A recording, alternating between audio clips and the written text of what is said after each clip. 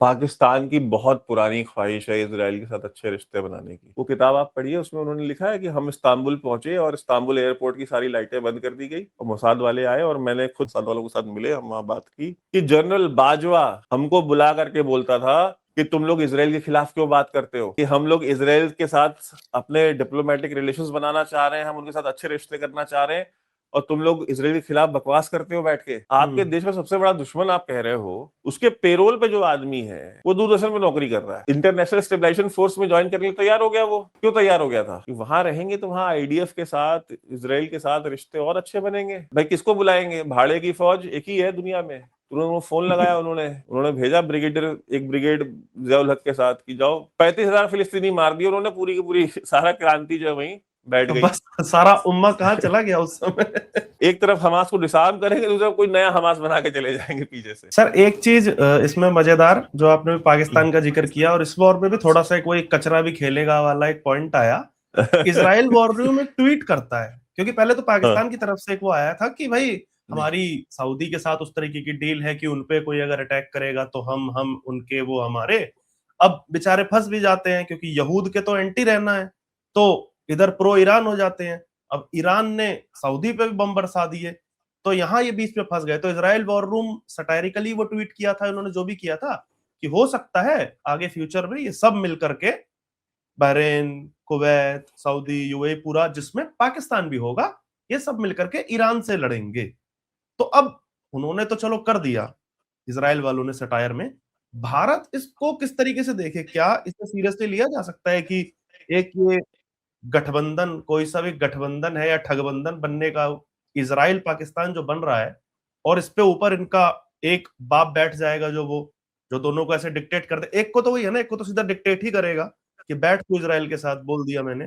तो क्या भारत को इसमें चिंता करने की जरूरत हो सकती है कि ये किस तरीके का नया वर्ल्ड ऑर्डर बन रहा देखिए, पाकिस्तान की बहुत पुरानी ख्वाहिश है इसराइल के साथ अच्छे रिश्ते बनाने की। पाकिस्तान की बहुत पुरानी ख्वाहिश है कि इसराइल के साथ हमारे डिप्लोमेटिक रिलेशंस हों। पाकिस्तान की बहुत पुरानी, पाकिस्तानी आवाम की नहीं, पाकिस्तानी डीप स्टेट की, वहां की फौज की, वहां की स्टैब्लिशमेंट की। खुर्शीद कसूरी वहां पे फॉरेन मिनिस्टर थे। मिलिट्री डिक्टेटर परवेज मुशर्रफ, जो कि आर्मी चीफ भी थे, प्रेसिडेंट भी थे, पता नहीं क्या क्या ही थे वो। ठीक है, तो उन्होंने खुर्शीद कसूरी को भेजा था मोसाद के साथ मीटिंग करने के लिए, और उन्होंने अपनी किताब में लिखा है neither dog nor a hawk. वो किताब आप पढ़िए, उसमें उन्होंने लिखा है कि हम इस्तांबुल पहुंचे और इस्तांबुल एयरपोर्ट की सारी लाइटें बंद कर दी गई और मोसाद वाले आए और मैंने खुद परवेज मुशर्रफ के कहने पे हम गए वहां, हमने मोसाद वालों के साथ मिले, हम वहां बात की। और वो तो बहुत पुरानी बात हो गई, मैं आपको बहुत रिसेंट दे देता हूँ, आप यूट्यूब पे निकाल लीजिएगा, आपको मिल जाएगा। हामिद मीर को आप जानते होंगे, पाकिस्तान के बहुत बड़े जर्नलिस्ट हैं, न्यूज एंकर हैं। उसामा बिन लादेन के दो दो तीन तीन इंटरव्यू किए उन्होंने। तो हामिद मीर जियो न्यूज पे कैपिटल टॉक नाम का प्रोग्राम करते हैं। हामिद मीर ने पब्लिकली पब्लिकली ये बात बोली है, जिसका वीडियो पड़ा हुआ है, अगर आप सर्च करेंगे आपको मिल जाएगा, कि जनरल बाजवा हमको बुला करके बोलता था कि तुम लोग इसराइल के खिलाफ क्यों बात करते हो। कहते हम लोग इसराइल के साथ अपने डिप्लोमेटिक रिलेशंस बनाना चाह रहे हैं, हम उनके साथ अच्छे रिश्ते करना चाह रहे हैं और तुम लोग इसराइल के खिलाफ बकवास करते हो बैठ के, और तुम लोग प्रॉब्लम्स क्रिएट कर रहे हो, तुम लोग माहौल बना रहे हो कि हम इसराइल के साथ हमारे रिश्ते अच्छे ना हो। ये जनरल बाजवा की स्टेटमेंट थी, जो अभी 2 साल पहले तक आर्मी चीफ था। ठीक है, ये मैं नहीं कह रहा हूं, कोई हिंदुस्तानी कह रहा है, ये हामिद मीर कह रहे हैं। तो पाकिस्तान की ख्वाहिश बहुत पुरानी है। पाकिस्तान ने अपने टाउट्स, आईएसआई ने, अहमद कुरैशी जैसे, कहते हैं ना कि जैसे हाथी के दांत खाने के और होते हैं, दिखाने के और होते हैं। है? तो वैसे ही पाकिस्तान के पास कुछ दिखाने वाले जर्नलिस्ट हैं, कुछ एक्चुअल में जर्नलिस्ट हैं। तो जो दिखाने वाले जर्नलिस्ट है उसमें एक का नाम है अहमद कुरैशी। ठीक है, वो पहले आईएसआई के लिए लॉबिंग करता था वहां पे जेनेवा वगैरह में। तो उसको जो है उठा करके, क्योंकि उसके पास अमेरिकन पासपोर्ट भी है, तो उस पाकिस्तानियों का एक, ऐसे पाकिस्तानियों का जिन पाकिस्तानियों के पास डुअल सिटीजनशिप है, उन सबका एक डेलीगेशन बना करके इन्होंने इसराइल भेजा था अभी। और वो पीटीवी पे प्रोग्राम करता, आपको पता है, अहमद कुरैशी। और ऊपर ऊपर से ऐसा दिखाते हैं कि यहूद इतना बड़ा दुश्मन है और यहूद को गाली देनी है, और अंदर हाँ? खाने ये चाहते हैं कि किसी तरह उनसे साठगांठ हो जाए। अहमद कुरैशी पीटीवी पे, आप सोचिए, क्या कोई आईएसआई एजेंट दूरदर्शन पे नौकरी कर सकता है?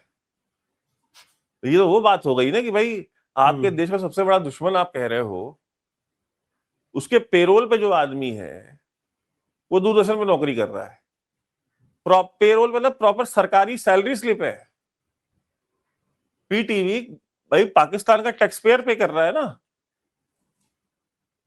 अब आप सोचिए कि अगर ऐसा होता है तो मतलब, तो इसराइल, इनकी बहुत पुरानी ख्वाहिश है पाकिस्तानियों की, और मैं इस बार बार बोल चुका हूं, ये फिलिस्तीन जाने के लिए इसलिए बेकरार है ना, जो इंटरनेशनल स्टेबलाइजेशन फोर्स बना रहा था ये डोनाल्ड ट्रंप, एक इंटरनेशनल स्टेबलाइजेशन फोर्स बनेगी, फिलिस्तीनियों हमास को डिसार्म किया जाएगा, वो डिसार्म करने का काम इंटरनेशनल स्टेबलाइजेशन फोर्स करेगी, और उसमें दुनिया भर के जो मुस्लिम कंट्रीज हैं वो अपनी अपनी आर्मी अपनी कंट्रीब्यूट करेंगे, और एक जॉइंट मुस्लिम आर्मी बनेगी, इंटरनेशनल स्टेबलाइजेशन फोर्स, जो यहाँ आएगी, हमास को डिसार्म करेगी, गाजा को वकेट कराया जाएगा, और यहाँ पे एक रिवियरा बनेगा बढ़िया, जहाँ पे 2-4 अच्छे गोल्डन ट्रम्प टावर वगैरह बनेंगे। ठीक है, तो ये बेसिकली इंटरनेशनल स्टेबलाइजेशन फोर्स में ज्वाइन करने के लिए तैयार हो गया। वो क्यों तैयार हो गया था?